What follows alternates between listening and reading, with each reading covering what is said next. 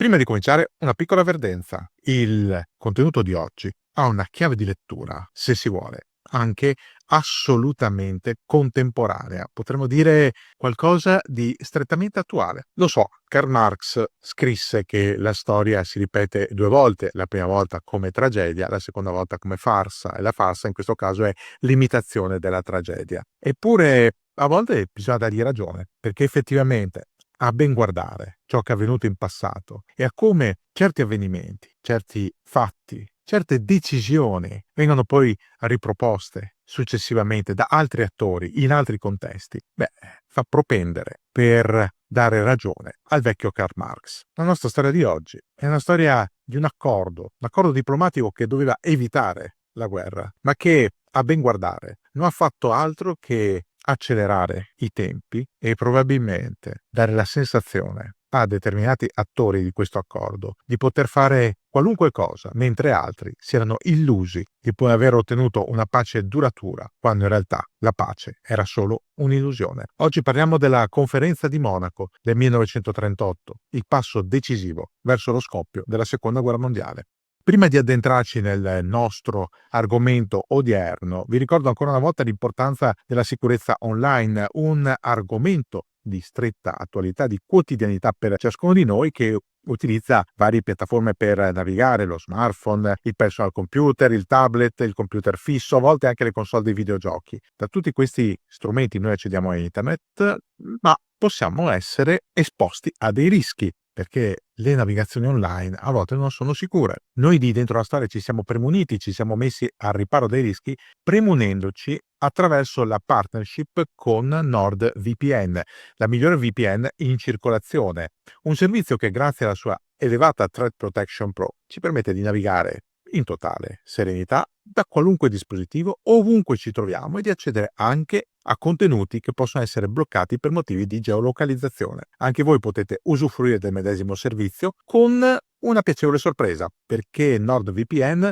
vi riserva uno sconto particolare, 4 mesi gratuiti sui piani biennali, quindi in aggiunta ai 24 mesi che voi acquistate ne avete altri 4 completamente gratuiti, e la consueta garanzia soddisfatti o rimborsati. Volete saperne di più? Cliccate un po' i link che trovate in descrizione. Monaco di Baviera, città bellissima, città delle birrerie, di voi conoscete l'Oktoberfest, non fatemene fare il panegirico, e tra l'altro città in cui il nazismo sostanzialmente è nato proprio una birreria, e proprio da una birreria, la Burgerbräu Keller, aveva tentato nei primi anni 20 di prendere violentemente il potere. Città, Monaco di Baviera, che viene scelta all'inizio dell'autunno del 1938 per quello che sarà noto come l'accordo di Monaco, il patto di Monaco, ma secondo altri, principalmente secondo i boemi, il tradimento di Monaco. I boemi ancora oggi lo chiamano Nikovska Zrada, cioè proprio tradimento di Monaco, perché quell'accordo che doveva garantire la pace in Europa, che doveva evitare un nuovo conflitto mondiale dopo gli errori della Grande Guerra, non avrebbe fatto altro che far pagare ai boemi il conto anticipato di un conflitto inevitabile. Ma vediamo il perché.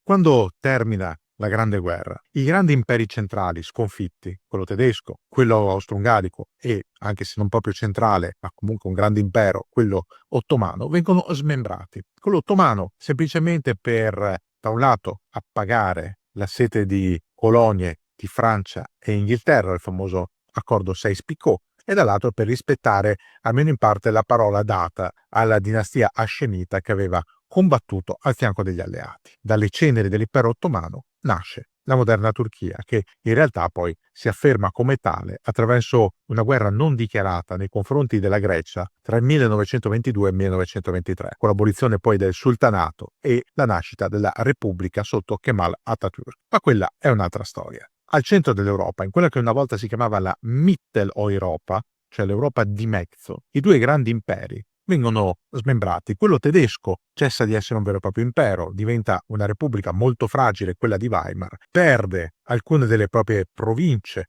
l'Alsazia e la Lorena vengono restituite alla Francia, e soprattutto a est diversi territori confluiscono nella risorta Polonia. L'impero asburgico cessa definitivamente di esistere. Emergono più identità nazionali, emerge ovviamente l'Austria, che viene modellata come una repubblica, Emerge l'Ungheria, che inizialmente sceglie la via della monarchia, ma per varie vicissitudini non può affidarsi ai successori degli Asburgo e quindi ricorrerà a una formula ibrida attraverso la reggenza dell'ammiraglio Miklo Sorti. Emerge il regno di Jugoslavia attraverso la dinastia Karađorđević, in parte ne abbiamo già parlato, nel caso riguardate il video sul re ragazzino, e poi si vede la riformulazione della Romania che acquisisce i territori e soprattutto la nascita della Cecoslovacchia, uno stato mai esistito prima, uno stato che era stato richiesto dai patrioti boemi ancora nel periodo risorgimentale e che aveva visto con la sua definizione, la sua definitiva consacrazione e nascita, il raggiungimento di un sogno di piena indipendenza rispetto al governo di Vienna. Quando la Cecoslovacchia nasce, al suo interno conserva diverse anime. La maggioranza è composta dai cechi e subito dopo dagli slovacchi, però ci sono diverse minoranze molto forti, 500.000 circa di ruteni, circa 1 milione di ungheresi e, aspetto più importante, oltre 3 milioni di tedescofoni, cioè di persone che parlano principalmente la lingua tedesca. Erano anche loro ex sudditi dell'impero austro-ungarico e che si erano ritrovati improvvisamente in un nuovo stato. Questi tedeschi, chiamati Sudetendeutsche, cioè tedeschi dei Sudeti, perché principalmente affollavano la zona perimetrale occidentale dell'allora Cecoslovacchia, la zona appunto dei Sudeti, non facevano una brutalità.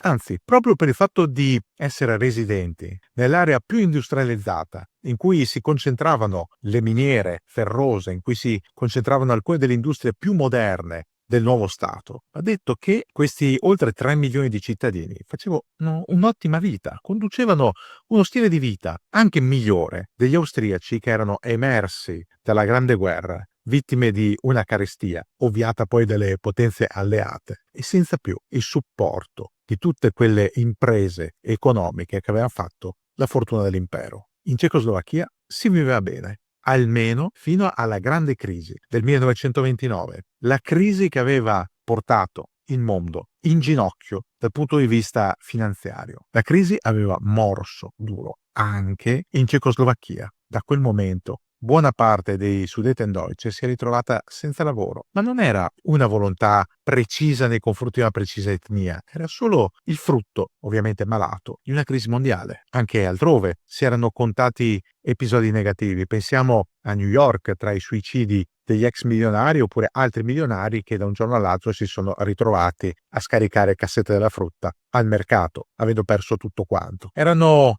l'incertezza degli anni 20, dei tardi anni 20 e soprattutto il periodo forse più difficile, almeno fino ad arrivare agli ultimi anni, dell'economia mondiale. Qualcosa che poteva succedere. Ma in quel momento, proprio dalla crisi del 29, come abbiamo già visto in un altro video che abbiamo pubblicato circa un anno fa, erano emersi dal sottofondo dei movimenti sempre più violenti, dei movimenti politici che si affermavano come una volontà di potenza nei confronti dei loro vicini europei, per tentare di risvegliare il nazionalismo più duro, quello più forte, quello più violento, quello che era stato un retaggio diverso, malato del romanticismo ottocentesco e che avrebbero portato alla nascita dei totalitarismi.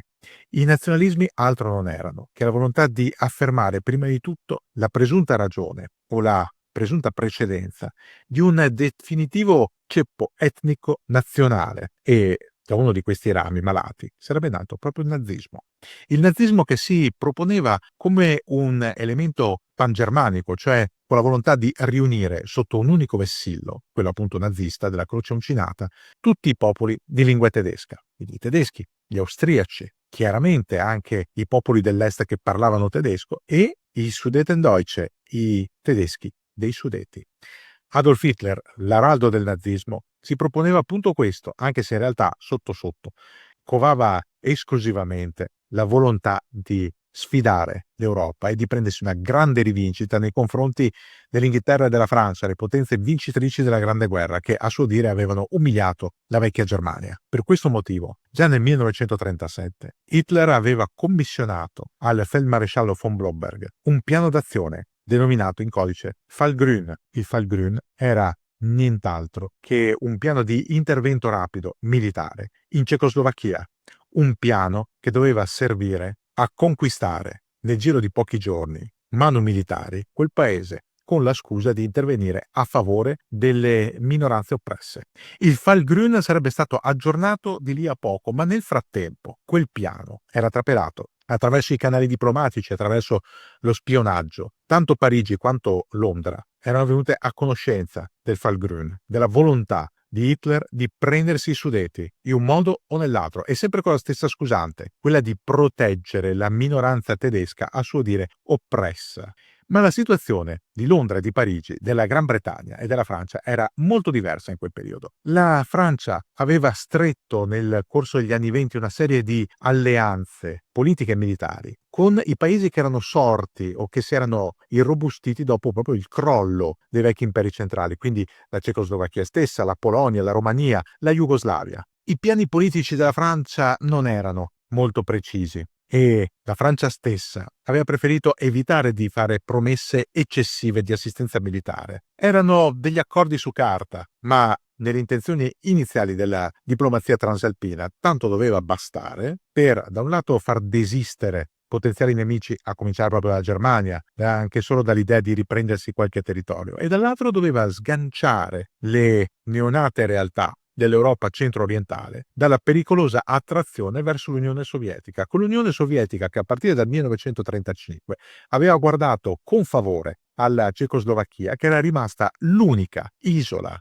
democratica all'interno dell'Europa centro-orientale. Tutti gli altri stati, come abbiamo già visto in un altro video, la Germania, la Polonia, l'Ungheria, la Romania, la Bulgaria, la Jugoslavia, anche l'Austria, per tacere ovviamente dell'Italia, erano caduti uno dopo l'altro sotto l'influsso dei totalitarismi di destra.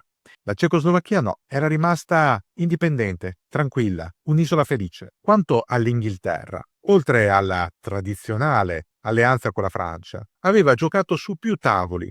Aveva cercato di blandire la Germania stessa con l'accordo anglo-tedesco del 1935, che aveva aperto la strada al riarmo navale della stessa Germania nazista, e dall'altro aveva cercato di sganciare inizialmente l'Italia dall'orbita tedesca, un'orbita in cui l'Italia sarebbe ritornata attraverso l'avventura in Etiopia, l'aggressione nei confronti del Negus e l'isolamento internazionale. La Francia, oltretutto, dopo lo scoppio della guerra civile spagnola, si sentiva sostanzialmente accerchiata dalle potenze totalitarie. Difficile darle torto. Nella penisola iberica, già a partire dagli anni '20, il Portogallo era precipitato in una fase di caos e poi di dittatura militare. La Spagna, come detto, aveva visto tramontare la piccola, fragile repubblica, travolta dal pronunziamento e dalla guerra civile che avrebbe poi insediato Francisco Franco. La Germania, l'abbiamo già detto, l'Italia, sapete meglio di me qual era la situazione. La Francia, in questa sindrome da accerchiamento, aveva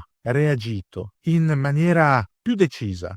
Aveva minacciato l'intervento diretto a tutela degli ultimi suoi alleati, ossia la Polonia e proprio la Cecoslovacchia. Nel marzo del 1936, dopo la rimilitarizzazione della Renania da parte di Hitler, anche il vicino Belgio, che aveva degli accordi di mutua assistenza militare con la Francia sin dal 1920, aveva deciso sì per la neutralità, ma anche per realizzare delle opere sempre più complesse di difesa al confine, per prevenire in qualche modo le avventure tedesche e anche per scuotere quello che si credeva fosse l'immobilismo francese. A cambiare tutto era stato l'Anschluss, la volontà di Hitler di annettere l'Austria dopo aver fallito l'appoggio ai rivoltosi che avevano ucciso il cancelliere Dollfuss, dopo che in quell'occasione Mussolini si era dimostrato suo acerrimo nemico perché protettore dell'Austria. La mossa di Hitler nell'inizio del 1938 di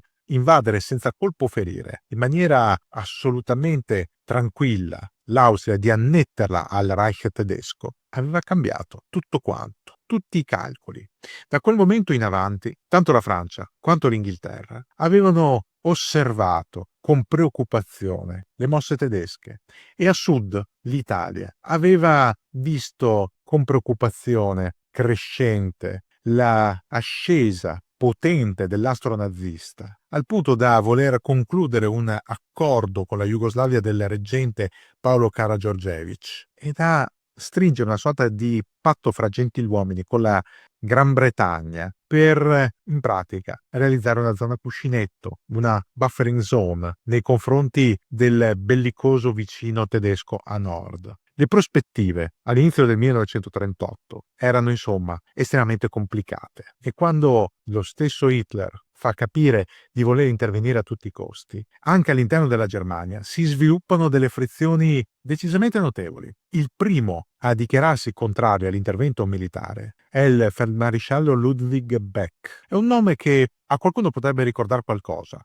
Lo ritroveremo, Beck, nell'estate del 44, coinvolto nel piano Valkyria, nel tentativo di assassinare Hitler. Beck, nella primavera del 1938, è incaricato di aggiornare il Fall Grün dopo la destituzione di von Blomberg. Ma Beck non è convinto, anzi invia segretamente ai maggiori generali tedeschi un suggerimento, quello di dimettersi in massa come segno di protesta, qualora Hitler volesse insistere per l'operazione di annessione militare della Cecoslovacchia. Questo per due motivi. Il primo motivo pratico, militare. Nella primavera del 1938 lo Heer tedesco, l'esercito, ancora non è pronto, per quanto abbia sviluppato delle tattiche all'avanguardia, per una guerra totale in Europa. Le famose Panzerdivisionen sono ancora in via di realizzazione, non dispongono di mezzi adeguati e sufficientemente numerosi. I carri francesi sono superiori in quel periodo e il calcolo di un potenziale intervento inglese è la classica variabile impazzita che fa desistere Beck dalla volontà di proseguire nei piani suicidi di Hitler.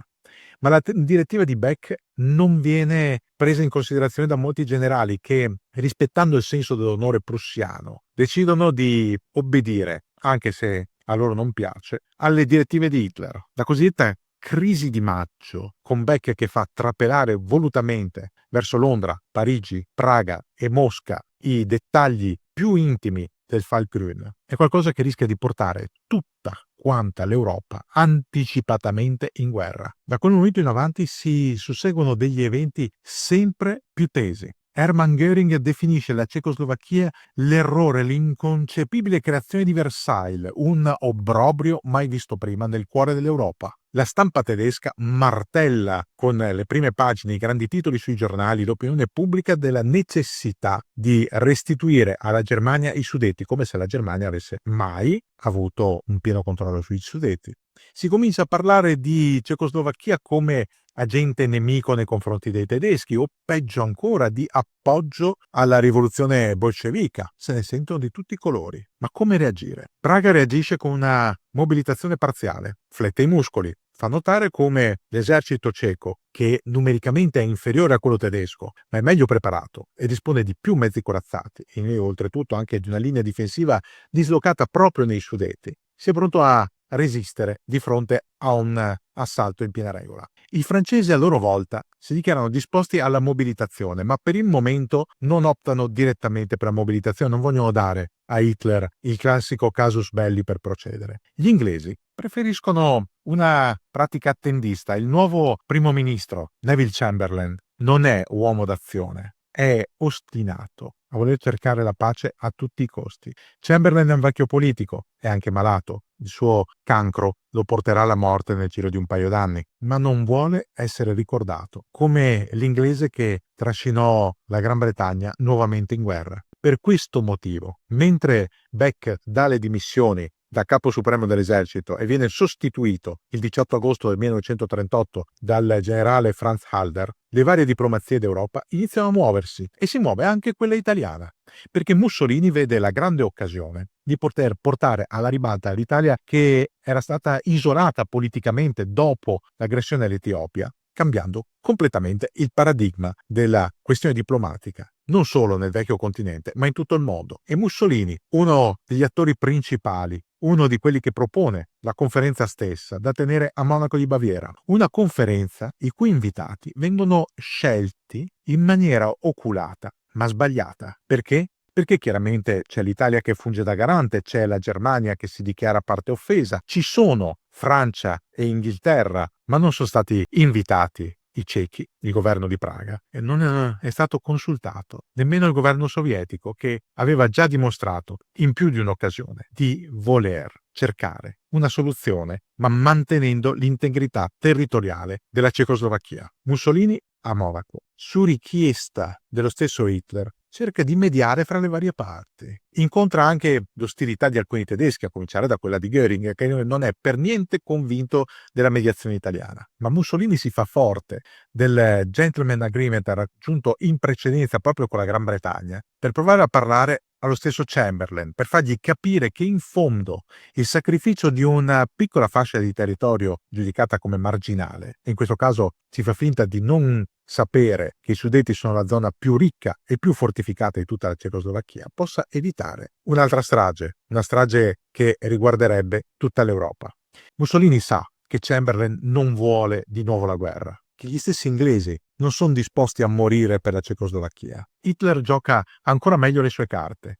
Da un lato minaccia, da un altro lato bandisce, si dichiara disposto ad arretrare in base a certe condizioni, ma anche lui flette i muscoli e quando non gli danno ciò che vorrebbe si dichiara insoddisfatto, minaccia a un certo punto anche di lasciare Monaco e di provare a sentire direttamente l'Unione Sovietica. Chamberlain pensava che Stalin non avrebbe mai acconsentito allo smembramento della Cecoslovacchia. Il patto di mutua assistenza tra Unione Sovietica e Cecoslovacchia era ancora valido, ma il fatto che non fossero stati invitati dei delegati sovietici e men che meno cechi alla conferenza di Monaco era stato il colpo da maestro, non di Mussolini, ma di Hitler, nel rovesciare il tavolo e far pensare che tutto sommato un accordo fosse possibile perché i sovietici non sarebbero intervenuti e perché i boemi, lasciati soli, non avrebbero fatto nulla. I colloqui vanno avanti per 2 giorni, dalla sera del 28 di settembre fino alla sera del 30 di settembre. Pochi sanno che Hitler ha stabilito a mezzogiorno del 1 ottobre 1938 la data e l'ora di entrata in funzionamento del nuovo Fallgrün, del nuovo piano verde di intervento in Cecoslovacchia. A poco si arriva a definire i termini dell'accordo che vengono siglati poco dopo la mezzanotte del 30 settembre e sono termini che vengono presentati da Chamberlain come una grande vittoria, vengono sventolati dallo stesso primo ministro appena scende la scaletta dall'aereo come una promessa di pace e prosperità per l'Europa. Vengono presentati da Hitler come una vittoria diplomatica, ma anche come la possibilità futura di intervenire ulteriormente. Diventeranno uno smacco per Mussolini, che da grande burattinaio, da grande manovratore di Monaco, si vede ricondotto a una fase decisamente minoritaria, al punto che successivamente guarderà con bramosia verso l'Albania, proprio per prendersi una sorta di rivincita nei confronti di Hitler. E saranno una autentica sconfitta per i francesi, che non riusciranno a rispettare nulla delle precedenti promesse fatte ai boemi. Cosa prevedono gli accordi di Monaco? Innanzitutto l'evacuazione cecoslovacca dai Sudeti a partire dal 1 ottobre del 1938, poi la consegna senza danni di tutte le installazioni civili, industriali e militari nella zona dei Sudeti, una resa completa, l'occupazione dei territori a prevalente popolazione tedesca da parte di truppe tedesche a partire dallo stesso 1 ottobre, una specie di mini Anschluss, poi un plebiscito da tenere nelle zone cedute in maniera teoricamente pacifica, una rideterminazione delle frontiere, una attivazione del diritto di opzione per entrare a far parte o per cessare di appartenere al territorio trasferito per quanto riguarda chiaramente la popolazione, e congedo dalle forze armate e dalla polizia ceca di tutti i tedeschi dei Sudeti che l'avessero desiderato, oltre al rilascio dei detenuti tedeschi nei Sudeti imprigionati per reati politici. Come detto, per Hitler è una vera vittoria. Chamberlain la gabella come un trionfo inglese. La storia lo smentirà. Hitler inizialmente è furente per non aver ottenuto tutto ciò che voleva, ma si accontenta. Si accontenta perché in fondo gli accordi di Monaco gli permettono di mettere le mani sulla parte più ricca della Cecoslovacchia e gli permettono anche di tastare il polso ai suoi nemici. Ha capito Hitler che in futuro potrà spingersi ancora oltre. Per quanto i patti di Monaco lo dovrebbero tenere al guinzaglio, dovrebbero evitare che lui possa prima o poi passare all'offensiva. Ha capito che i francesi non sono pronti per la guerra, che gli inglesi non vogliono la guerra e si capisce oltretutto che i sovietici non interverranno, non l'hanno fatto per aiutare la Cecoslovacchia e non lo faranno ulteriormente. Quanto all'Italia, le sue tattiche politiche per provare a intervenire all'interno delle varie alleanze, per interporsi, per essere una forza politica, prima ancora che militare, considerata. Beh, questi sforzi non sono stati premiati dai risultati. L'opinione pubblica tedesca chiede ancora di più a Hitler e Hitler non vuole altro che andarsi a prendere altri territori. Mussolini vende molto bene Monaco agli italiani, annunciando di aver operato per la pace secondo giustizia, ma non sarà proprio così. Per quanto anche gli storici lo definiranno l'artefice geniale di Monaco, o addirittura salvatore della pace, come lui stesso si sarebbe definito, Mussolini farà una figura di secondo piano all'interno di quella conferenza che doveva consacrarlo come un protagonista assoluto della politica europea. Chamberlain, come detto, continuerà a gabellare Monaco come un successo eccezionale, pace del nostro tempo. Questo avrebbe assicurato agli inglesi. La dimostrazione del fatto che effettivamente non fosse così sono le dimissioni che arrivano immediatamente del primo lord dell'ammiragliato Taft Cooper, che denunciava come quello di Monaco non fosse altro che una cambiale, un'autorizzazione a Hitler per intervenire in Europa orientale secondo i propri capricci. In quel periodo, un oscuro colonnello francese di nome Charles de Gaulle scriveva alla moglie Yvonne: i francesi lanciano grida di gioia mentre le truppe tedesche entrano trionfanti nel territorio di uno Stato che noi stessi francesi abbiamo costruito, di cui dovremmo garantire i confini e che è nostro alleato. Pian piano ci stiamo abituando all'umiliazione. Che Monaco sia solo un palliativo, che sia solo un'illusione, lo si vedrà qualche mese più tardi, quando le pressioni ancora di Hitler, ma anche dell'Ungheria e della Polonia, porteranno allo smembramento totale della Cecoslovacchia. La Boemia e la Moravia verranno inglobate a forza nel Reich, ma anche in questo caso senza sparare un colpo, costringendo il governo Beneš a scappare, inglobando Praga, Brno, le grandi città dell'Ovest nel Reich, inaugurando una stagione molto buia e favorendo anche lo Heer tedesco, che si riarma con i carri armati cechi. Nascerà anche uno stato fantoccio, la Slovacchia, retto dal prete cattolico Józef Tiso, ma quella è un'altra storia che forse un giorno vi racconteremo. Quello che emerge alla fine dal bilancio di Monaco 1938 è un solo insegnamento, che quando un dittatore chiede soddisfazioni territoriali, si erge a presunto nume tutelare di una presunta minoranza oppressa, minoranza sì, ma oppressa non si sa quanto,